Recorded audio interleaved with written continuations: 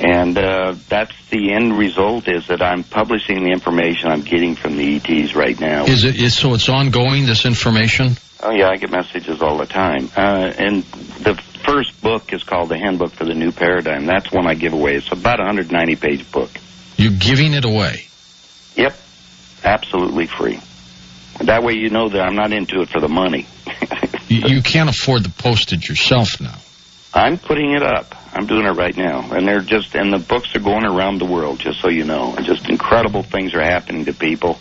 And the hope was that if people would read the first one and then understand what it's really doing, because it does open you up to the possibilities that there is a solution to this. Well, I tell you, I'm getting a lot of very positive comments on the special message that you have tied into that book. I mean, a lot of people are sending me some emails right now. Are they?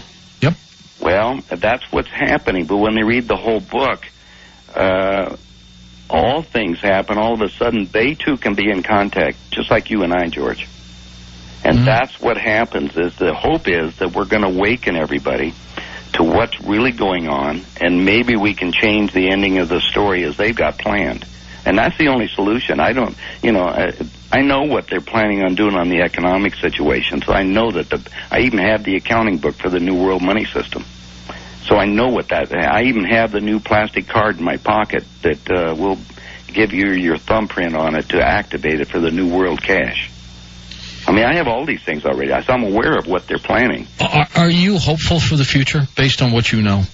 From the information that I've received just in the last couple months, it's not good, because the last major message says many are going to perish for the lack of knowledge. In other words, the people who've got their head in the sand, they're going to go back to sleep someplace else, I think.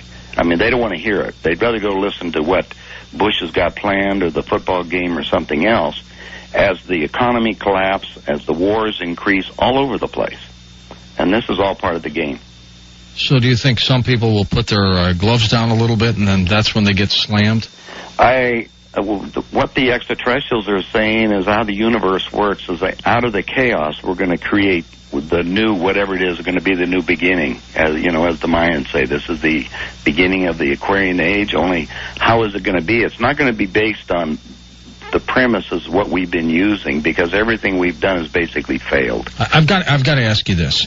There had been so much talk about a Planet X rolling around May 15th of this year, and it was going to wipe us out. It didn't happen. There was another person who said that it was coming around the 1st of June. She changed her mind, said that the Pleiadians had told her, and it didn't happen. And did this ever happen with you? Did you get any thoughts on that at all from them? There is object in space coming, but I don't think... I'll tell you what, if you look at a sequence of events on vibration and you see us coming at the ending of this cycle, we're going to have a lot of things coming into collision, but I'm not necessarily saying we're going to get hit by a meteoroid or anything, or another planet or something.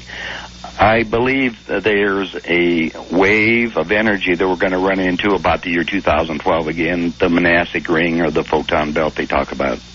And this energy stream happens to be part of the cycle, as the Pleiadians said, that as we, the planet Earth, is going around our sun's going around the central sun of Alcyon, which is about a 26,000-year cycle. Mm-hmm. And we're entering into this period of time where enormous changes are going to happen. You talk about blackouts. We're going to have blackouts clear across the United States.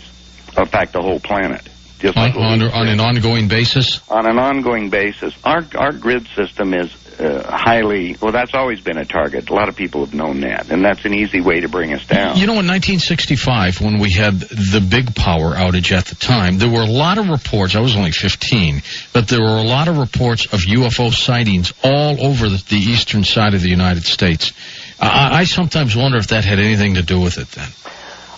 The only thing that I'm aware of is the ETs are monitoring anytime we set off a nuclear bomb, anytime a nuclear thing. Even though they use a nuclear reaction to propel, to set up the energy system, when we explode a bomb, that affects them and other dimensions. And they're very critical of that. They say that's the only thing that will disrupt the soul energy itself. They say there's no death, as you and I call it. The soul will continue on, but nuclear will disrupt that soul energy. Would they ever, if it was going to happen again, let's say some kind of massive nuclear calamity between countries, would they step in and try to stop this, or would they let them? Well, they can't interfere. What they're saying is, because I asked that same question, they are planning on encapsulating the planet and make another sun out of it. If that's what happens? If that's what happens. Again, the game is how we're going to play it out over the next 8 years, and it's up to us to rethink the ending of the story. Are they going to turn us into a sun, for crying out loud? Well, that'd be our own nuclear challenge. Look what we're doing right now. I mean, the first nuclear explosion happened in 1908. The Tungsten-Siberian thing. I mean, I got all the documents and followed it up. The Germans set that off, and that was to flip the planet on its axis prematurely. They called it Project Eden Return. The Germans had that kind of technology in 1908? Yeah, I put it up on my website, the whole story about it. I mean, it's fascinating. Colonel Francis Younghusband, which is a British officer, was born in India, and he led an expedition to Tibet in 1904.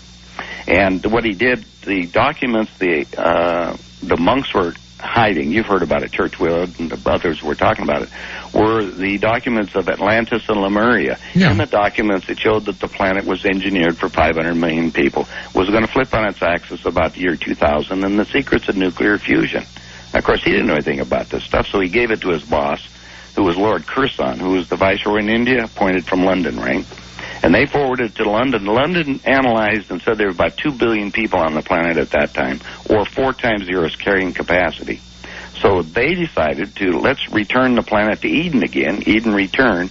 They gave the best scientists in the world the technology, and they went up and exploded the first nuclear explosion. And then we have a lot of video footage and a lot of witnesses that saw a missile actually going up. Well, why didn't they use that kind of technology in World War II to win the war? World War II, we took the nuclear submarines right out of the chute at the end. I have documents in 1938.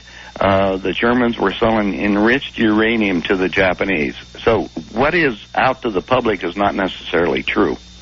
At any rate, what had occurred, as soon as the war came over, we then took half of the scientists the Soviets did. If you remember, we started doing above-ground nuclear testing. And you're talking about World War II now. Right, uh-huh.